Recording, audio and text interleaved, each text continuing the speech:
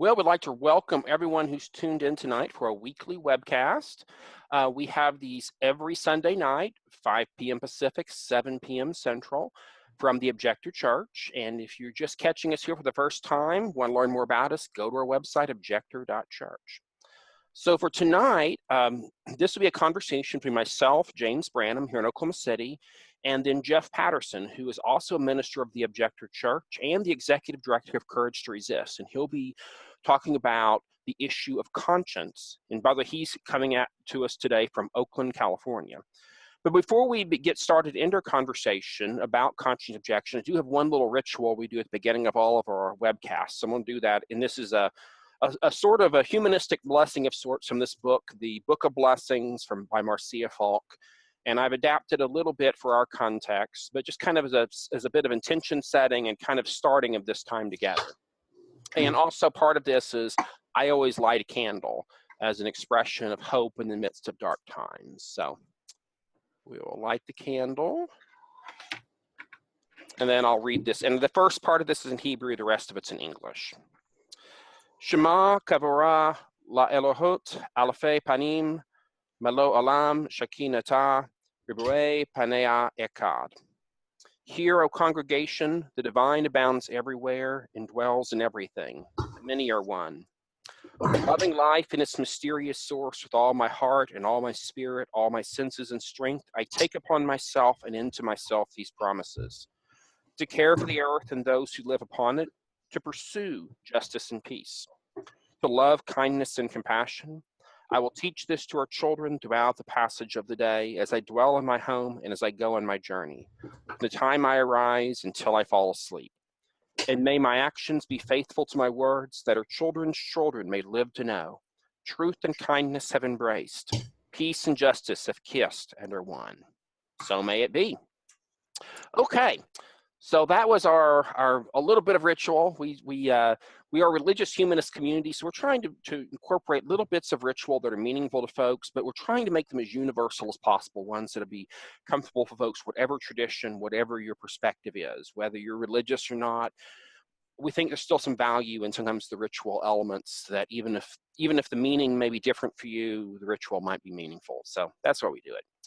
But anyway, moving into our conversation tonight, we're going to be talking about the issue of conscientious objection. And so I thought maybe to begin the conversation, I might throw it to Jeff and ask him a little bit as far as if he could explain a little bit as far as really, we talked about a month ago with you, Jeff, about your story of war resistance, but why has it been a continued driving force in your life? Why is resisting war in its forms been important? And why is this important? And why did you build a church that has its name, the Objector Church? So I'm not sure yet, James. I've been moved to do this. You know, there's I'm blanking on the name, but somebody wrote a book a few years ago. War gives us meaning, right? Mm-hmm. Society and the military-industrial whatever. We're spending half of our tax money funding, you know, the largest military the world's ever seen. We're in the middle of numerous endless wars. So I guess the answer is, you know, if it was only, you know, I as a young person joined the military, I did a few years, no harm, no foul, moved on with my life, that would be one thing. But, you know, I went to prison gladly to basically make a statement against the U.S. Ramping up intervention in the Middle East, specifically Iraq. And since that happened in late 1990, the U.S. hasn't left Iraq. You know, the U.S. hasn't left the Middle East. It's an ongoing concern for everybody. The small percentage of us that have served in the military and their family, but also every person who lives in America whose dollars is going to war instead of education and healthcare and the things that people actually need to survive. Mm-hmm. By the way, one quick thing I'll mention as we're having this conversation, that if you're watching, we'd love for you to join the conversation. If you're watching on Facebook Live, post comments there. Zoom, same thing. We'll be looking at the comments as we go and reading them, and hopefully engaging in some conversation here. One thing I thought that is talking about why this is so personal and why it's so important, I wanted to talk just a moment about definitions, because I think sometimes I think that I've learned that a lot of folks, when I say the word conscientious objection, they may not even know what I'm talking about, because the terms have been misused or just have been underused. And so I'm going to touch real quickly on two key things. And this is specifically, I'm speaking about this from the context of how we see it at the Objector Church. A little bit on the legal, we'll talk more about the legal issues in a little bit. But to me, there's two really key elements here that are essential in unpacking the idea of conscientious objection. The first one is war. People sometimes use the phrase conscientious objection to refer to other kinds of objection, to something they feel is opposed to because of reasons of conscience. But I'm really wanting us to focus on war, because war is the central issue. And if you want to look at what is war, how is it different, say, than a person defending themselves or their family member in a face-to-face interaction? How does it different from many other uses of force in society in the world? War, is, to me, is fundamentally different, because it's not about defense of the individual or one's own loved ones. It is about an authority figure, either a national government, an imperial government like we have here in the US, or some other authority figure telling people, usually much lower ranking people in the pecking order, that you have to check out and you have to kill because we tell you to. You are not paid to think, as the old saying they say, and they mean it. They don't want you to think. They don't want you to engage your heart and mind and ask whether this is right or not. They say to kill, they expect you to do it.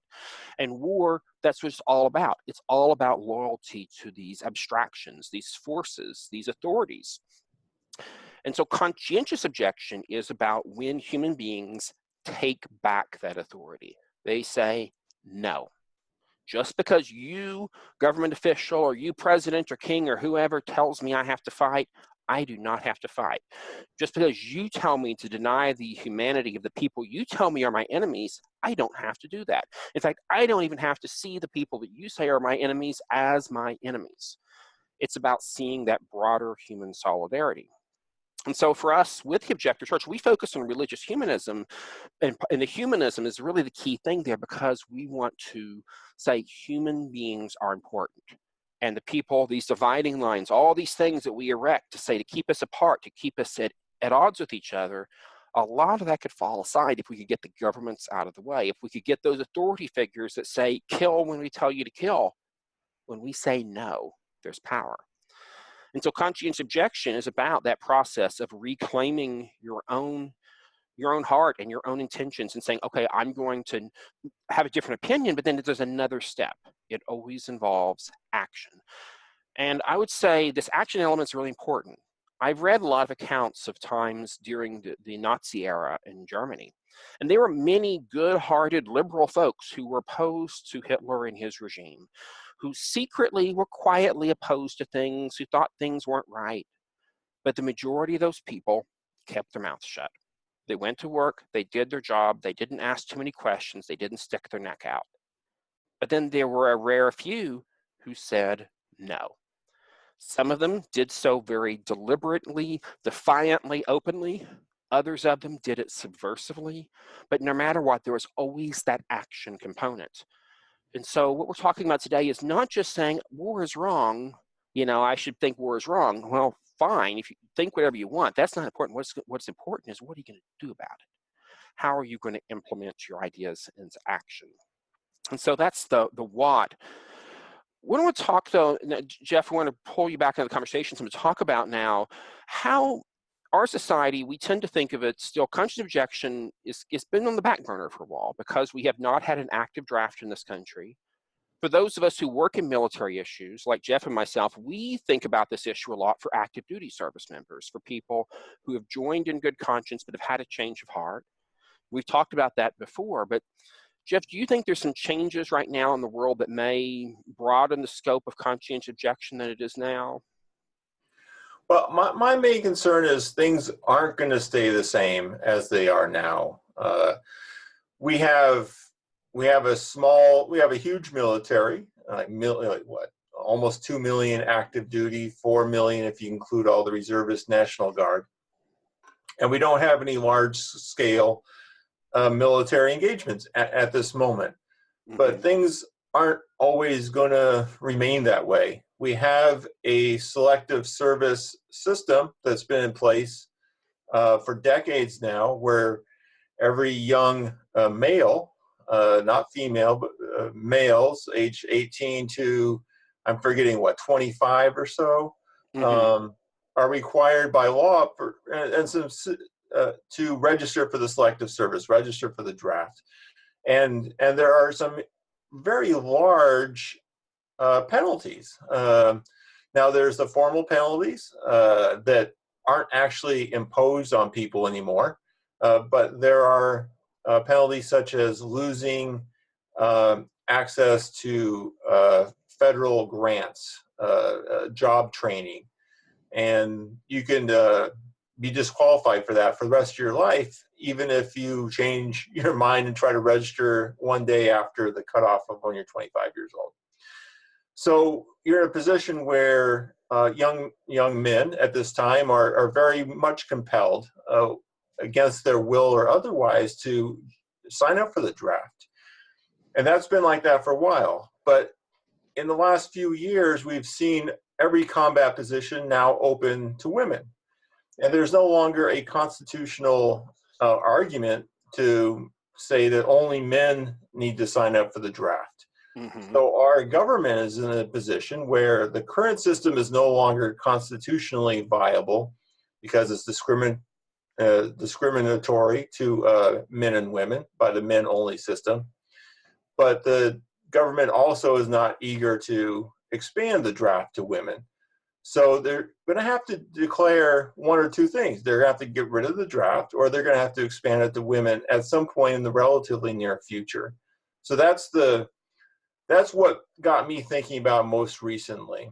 And I think that the draft is not plan A for the empire, for our government. Of course not. The all volunteer, unquote, service has worked pretty well for them. But it's absolutely plan B. When things go wrong, they're going to need a draft. And if that war is unpopular, not enough people are going to run and join the military. So one of the things too that I want to mention, I think it's really important to say, is that the draft has looked different at different points in time. And at this moment, in many ways, I don't think the system, it would really be a drastic, terrible situation for the government to implement a full general draft. In other words, basically looking for people to fill infantry roles. That could happen, but it would be a pretty extreme situation. And the reason is our country tends to fill those spots pretty readily by keeping our young people poor and educated without options. And so the poverty draft has been fairly effective for a while. Here's where I think there's some real danger, and that is the possibility of a special skills draft. And this has happened before in history. One great example, and anyone who's in Jeff and my generation or older remembers growing up watching the TV show MASH. The story in the Korean War, Mobile Army Surgical Hospital. And the majority of the stars of the show were Army doctors. Many of them did not want to be there. They were drafted. Now, think about this for a second. You get out of medical school early on in your medical career, you're in your 30s, probably your late 20s, early 30s, or old. In other words, you're beyond the normal draft age. The government, they drafted quite a few doctors because they needed those spots filled. And of course, the whole show, a lot of it focused on these fairly privileged men realizing, oh, I'm in the same crap that the enlisted folks are in. The reality was this, I think, is a very strong possibility. And I think the people, that can maybe subjected to this possibility would be medical professionals for sure. But think about other people the military would like to get their hands on right now if they can't get them voluntarily. It would be technical folks. It'd be people, engineering, information technology specialists. I think there will be a day in the future where they will be looking for drone pilots, and they literally maybe for someone who has very lightning fast eye-hand coordination, people who are amazing gamers may be subjected to a draft. I don't think this is too far out there. Special skills drafts are a real risk. And I think one of the things about this is why it's, so, to me, kind of terrifying is that a lot of folks who think, oh, I'm in my 30s, I'm in my 40s, I don't have to worry about this anymore.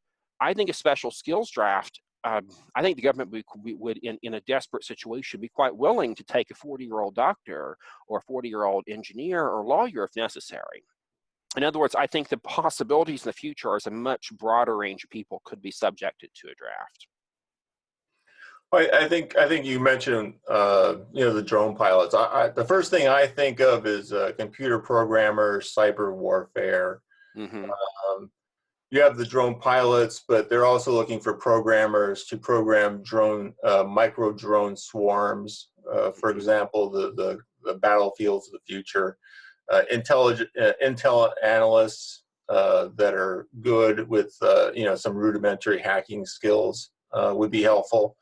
I sat through the court martial of Army Private Chelsea Manning, for example. So I know the military is pretty desperate for analysts and what other people would call hackers. You're absolutely right. I don't know if it's as far. I hope it's as far-fetched as you think as regarding a general combat. I don't know. I don't know who's our enemy next. Is it China? Mm-hmm. Is it North Korea? Is it Iran? I think there's a lot of uncertainty, and I hope you're right. But we don't know. I'm also afraid something goes wrong. Our government will be trying to grab as many young people as they can very quickly. Oh, absolutely. Especially if it's unpopular.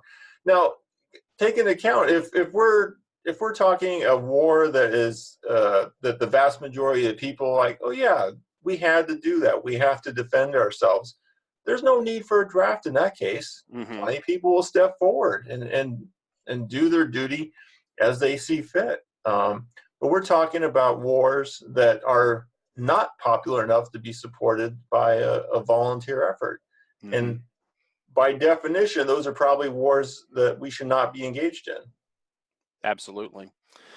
No, I think there's so many possibilities here. And I think one of the things, given the range of possibilities, and also I think the range of people who may be at danger in the event of a draft it's been off their radar screen. I think a lot of young men who are in their late teens, early 20s, of course it comes up. If nothing else, because you have to fill out that form. It makes you think. But for young women, probably is not on the radar screens. For middle-aged professionals, certainly not on our radar screens.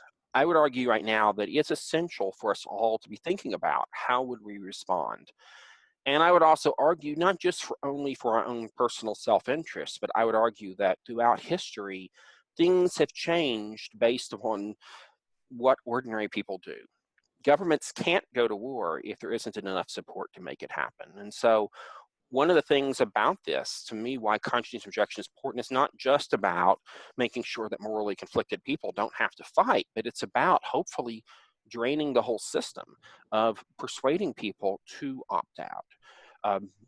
For me, it really is an outreach. I'm not a religious evangelical, but I am an evangelical about peace, about resistance, because I think it is essential for human beings to step up, to push back against this system that is seeking to enslave us, seeking to make us dehumanize ourselves and others.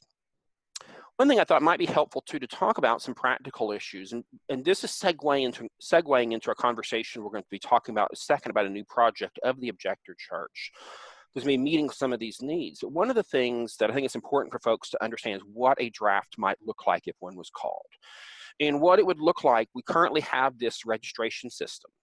Now, many people, young men, have to register by law. This, by the way, I should mention, it's not just U.S. citizens. It's green card holders. It's anyone who is legally, actually undocumented people by law are required to register. And if it can be shown that an undocumented young man was living in the U.S. at the time of registration, they were supposed to register and did not, they can later be denied, I believe, a green card and even U.S. citizenship based on their failure to register, even if they're undocumented. So a huge span of people are subject to the registration requirements. However, most people who want to avoid registering, it's almost impossible to not register. Besides all the coercive things, there are plenty of backdoor ways the government uses to get people's names and contact info. The biggie, I believe at this point, 20 plus states, I'd have to look at the number for sure on this, deny driver's licenses to people who aren't, to men who aren't registered. And in some states, it's just an automatic process. You apply for your driver's license, they go ahead and check if you're registered. If you're not, they automatically register you. They don't even ask. It's just one little box in the legalese. And so a lot of young men may not realize that by getting their driver's license, they just registered for the draft. For a lot of schools, it's a very similar process. And encourage any young person to, when you're getting your driver's license renewed, you're going to school, look at the fine print. They probably are being registered. So that's, I think they're going to get almost everybody. Very few people will not be registered. And then beyond that, we know the commercial in the corporate world, they have access to so many databases. We know what Google, Facebook, all the social media giants, all the information they have on us. I cannot imagine the government isn't going to get their hands on that information, either legally or illegally.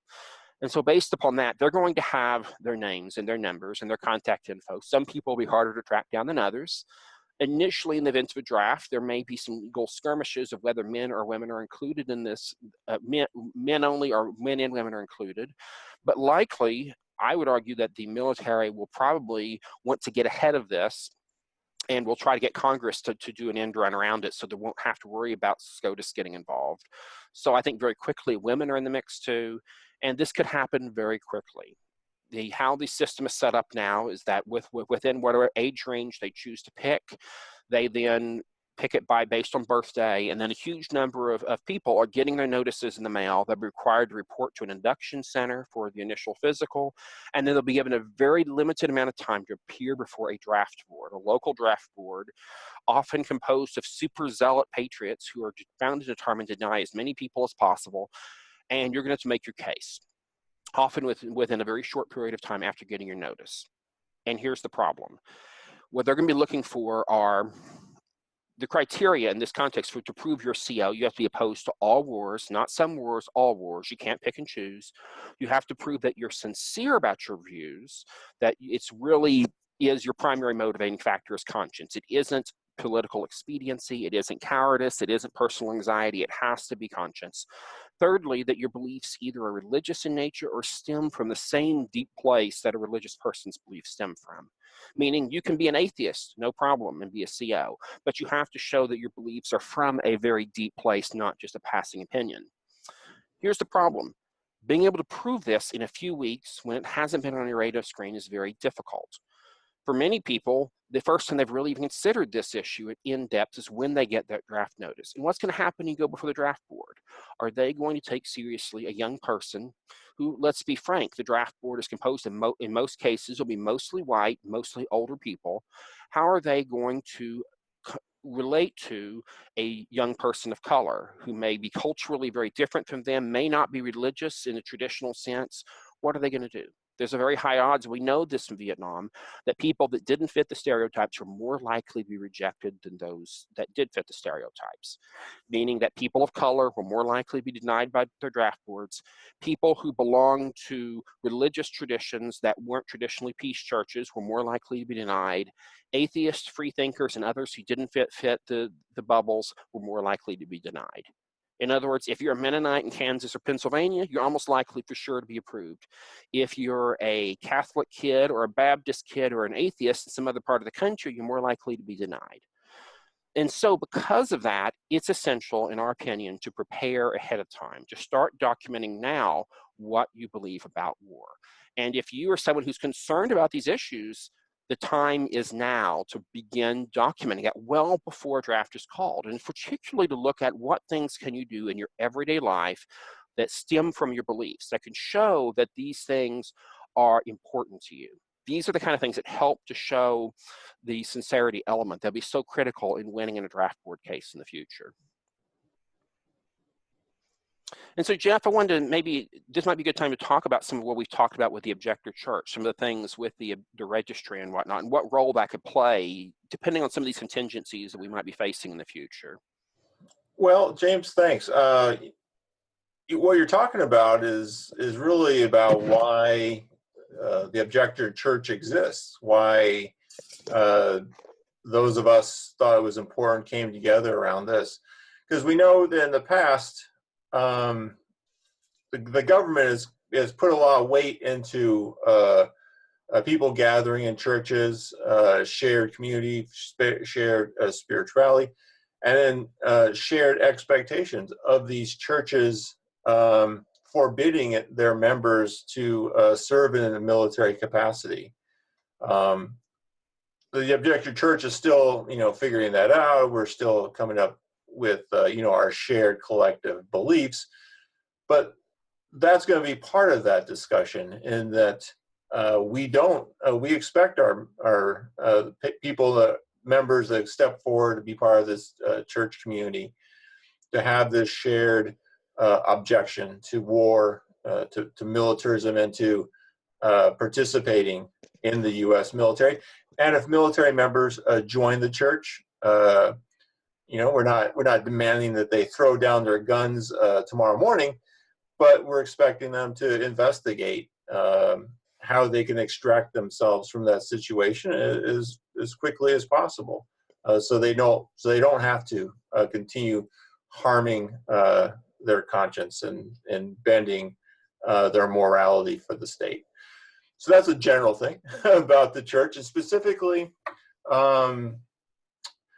it is daunting. I remember when I was 18 getting this card in the mail that the government made me wanted me to sign, and I wasn't a conscious objector, but I was really annoyed that the government was trying to make me do something I didn't want to do. Mm-hmm. I remember that was the overriding thing. What I think is important here is that, all right, sure, some people aren't going to sign that because their moral position, but most people are, because there's a lot of weight to not doing that. And as you said, maybe even the majority of people these days are forced to do it regardless of what they think. But we want to give them we want to give them a proactive thing to do as well. And that's checking out our church, and if not, joining the church, signing up for a new conscience objection registry, to have that record.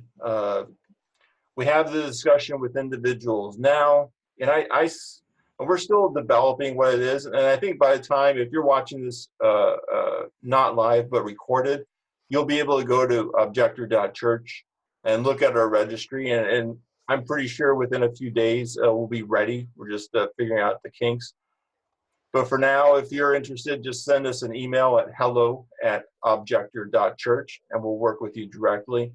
But we want to get an automated system that can handle thousands of registrations.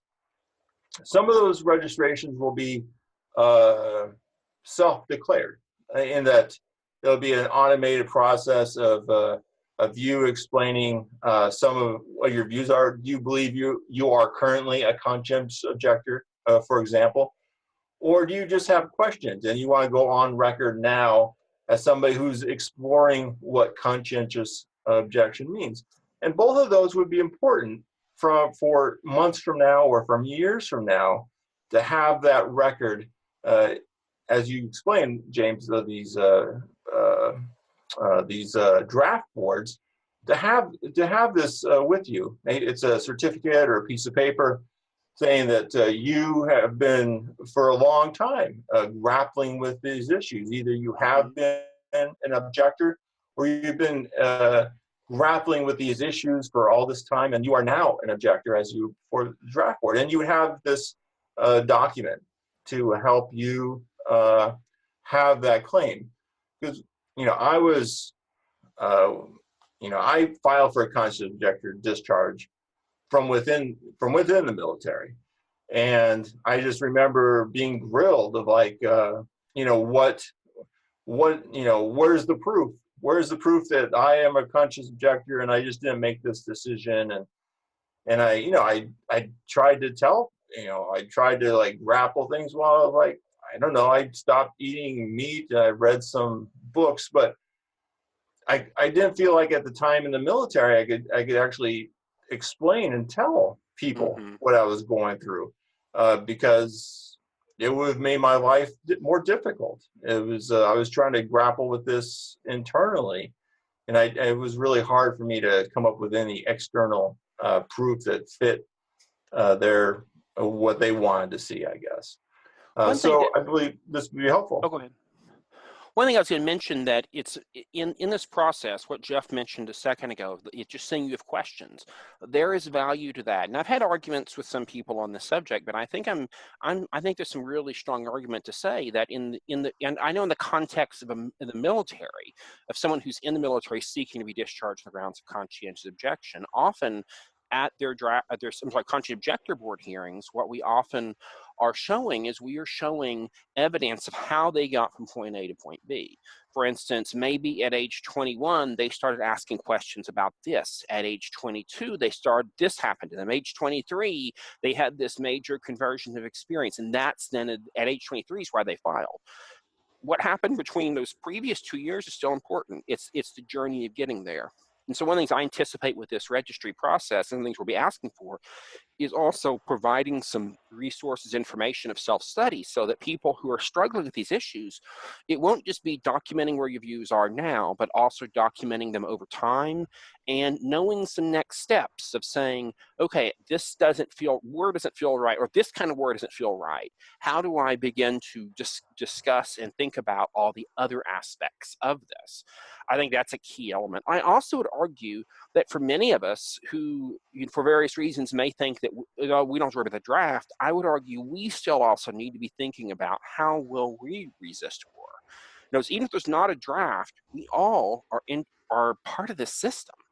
Many of us pay our taxes. A lot of people, we're part of this economy. We invest in our retirement funds, all these other things we do that prop up this system. And I think all people have to start asking tough questions. And so my argument is that we're not just asking 15 to 20-year-olds to do this. We're asking 50-year-olds and 70-year-olds, whatever your age is, whatever your situation in life is, to be grappling with these issues, to use this opportunity also as a way of solidarity, of saying, I'm on the side of those who refuse to fight, but also as a way of self-discovery and of asking yourself the tough questions about how each of us in our daily lives will try to extricate ourselves a little more from this system. And it's not going to be perfect. A lot of us, it's really hard to disentangle ourselves. People in the military, people facing a draft, it's a really easy, clear-cut choice often that you're looking at the terrible horrors of war or the consequences of not going, but it seems really clear-cut. For those of us in the civilian world, it's often a lot more muddy. But morally, I don't think we're off the hook. I think we all have to grapple with this and ask the tough questions. And so what I'm envisioning with this registry, it is going to be serving this legal function, providing documentation in the event of a future draft, but it will also be useful in many other ways as a tool for self-discovery, as a starting point for many people in their journeys of hopefully moving more towards living to become peacemakers and working for justice in the world. Well, I agree with you, James, and you said it a lot better than I would have been able to. And that's why you are our lead minister. I appreciate that. People have been watching James. I am a minister, but I definitely focus on the administrative side of things. And we can't do this without you, James. And I'm working with some friendly computer developers to create this registry to make it look good and make it easy for people to do that and produce either online certificates, or if people pay a few bucks, you'll get like an official looking thing in the mail. You pay a few more bucks, you'll get a legally notarized certificate. So we want it to be as official as possible. But what you're saying is also true. This is, it's not about getting people off the hook. Although it is. That is part of it. Well, yeah, it is part of it. It's also, it's about getting people off the hook, and the hook is a government ruining their lives with PTSD and possibly dealing with the moral injury of killing people that they knew was wrong. So, it's not a trivial hook. We're talking about, saving lives, both people who would be subjected to the draft, and also of the lives of people that would be killed by them in some foreign country. So that's not nothing. And so so it's not, obviously it's about these certificates and it's about creating these documentations, but it's also, we want to build this church, we want to build this community, and I'm looking at that as one way to do that. And one of the best ways that somebody could, in the future, prove their sincerity is obviously having a track record of participating in a community such as the Objector Church, working for peace, working against war, working against militarism, and then also have that community support them if the time came. Absolutely. To me, this is, if you look at in our history as a nation, the points where people did resist, one of the things that I think kept people going was the idea of mutual support, the idea of being a parts of communities that took care of them. And certainly the religious world, we see lots of examples of this. The Mennonites, the Amish, the Brethren, the Quakers, that these were pioneers, people that not only lobbied and did all the things to build up the alternative service programs, but then had to fund it, had to find ways. The government wasn't going to fund the programs of alternative service. This had to be built by those churches.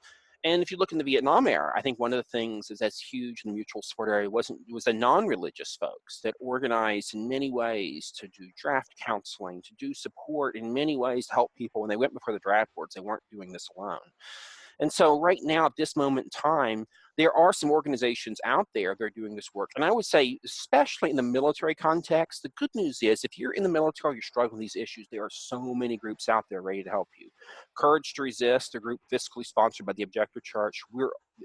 Courage to Resist is always excited to work with these folks. And not just people who may be dealing with issues of conscience, but also political resistors, whistleblowers, a much broader gamut of people who are pushing back against the system. But there's also folks like the Center for Conscience and War in Washington, D.C. The folks there, Maria and Bill and folks like that are ready at any time to help people. The GI Rights Hotline, there's lots of religiously based groups. For people in the military, there's a lot of resources out there. That's the good news. But in this draft context, it is tricky because I think right now that for a lot of people, it's on the back burner. It's like, well, there's not a draft yet. And yet we know it could come anytime. We need to be ready.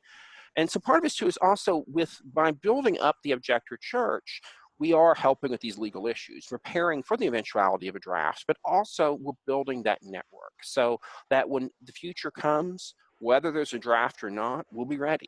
We will be ready. And if the draft doesn't come, but there's other ways that the wars and militarism try to entangle our lives, having a community of people working together to support each other in the process of disentanglement and resistance is a very helpful, useful thing. So that's why we're here and why we are pretty dogged in doing these webcasts and other things, because we're wanting to build community. And it's going to take time, but we have a lot of hope that in time it is something that will take place and be very important.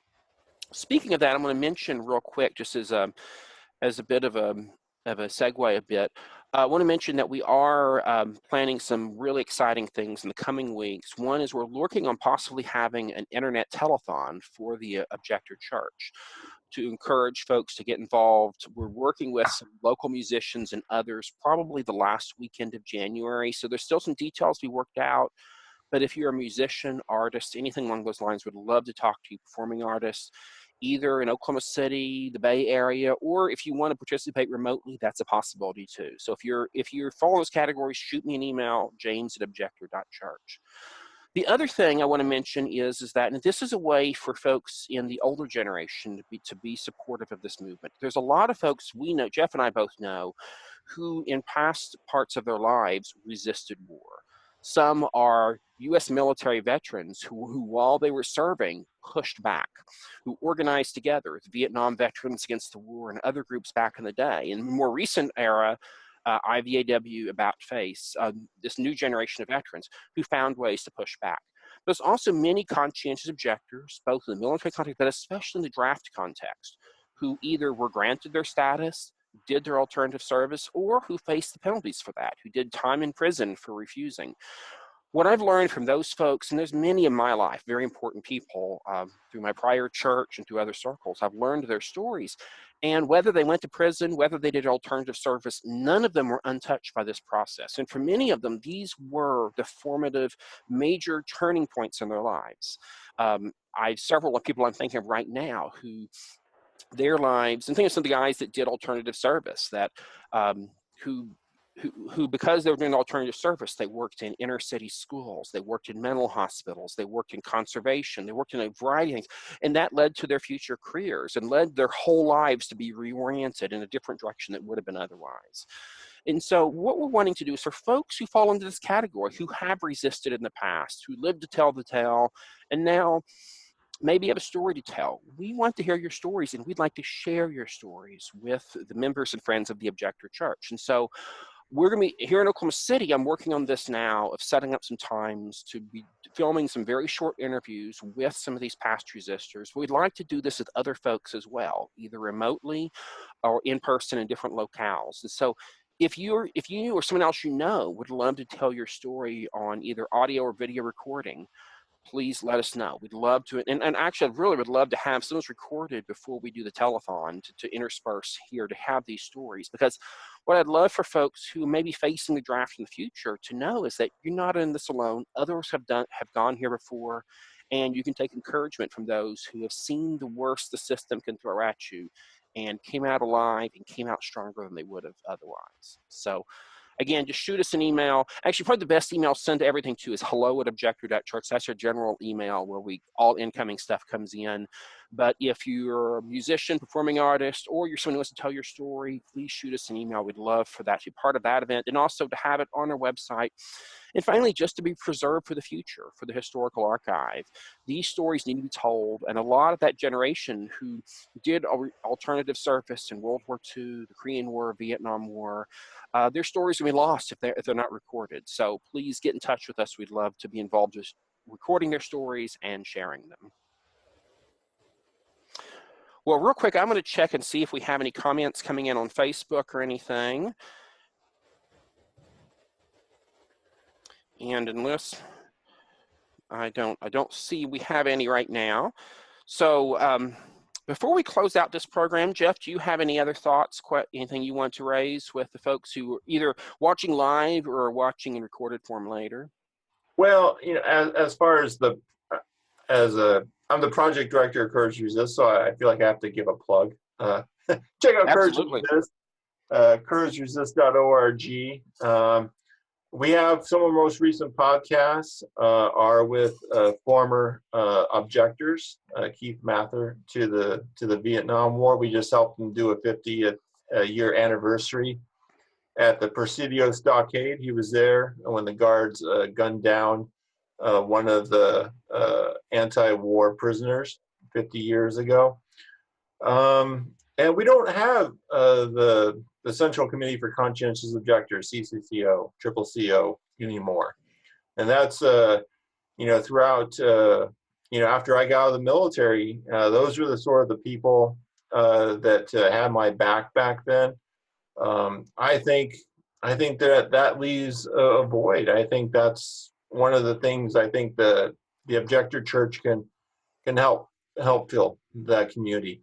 Obviously, we're not alone. We have the GI Rights Hotline and CCW and War Resisters League in New York City. But I think the Objector Church has a role. And you talked about the Mennonites and the Brethren. But not everybody shares those teachings. Myself, for example, as an atheist, it was hard for me to find a community without that shared religious background. So, I'm hoping the Objector Church can be a non-historical, non-traditional peace church that will, sort of fill that role, I guess, for the rest of us. So it's kind of the Festivus of religions, I guess. Festivus for the rest of us. The Festivus of the peace religions, absolutely. Yeah. By the way, stay tuned next year for our first annual festival service. Well, I guess a it's metal really fun pole, possibilities, you know, the airing of grievances, the feats of strength. I mean, there's piece a of lot of strength. possibility here. I guess there's a lot of grievances with the government, I guess. That'd be one Yeah. thing. Yeah. Oh, absolutely. Absolutely. Well, I want to thank everyone who's been watching, and I know we have a lot more viewers in the recorded format than live, so don't hesitate if you want to get in touch with us, give us feedback. It's also helpful to know people are watching, so post comments on Facebook and other platforms. Also to mention that all of our videos, after they air live, they are later on the website at Objector.Church, I believe, /meetup. There's a link from there to take you to the archives.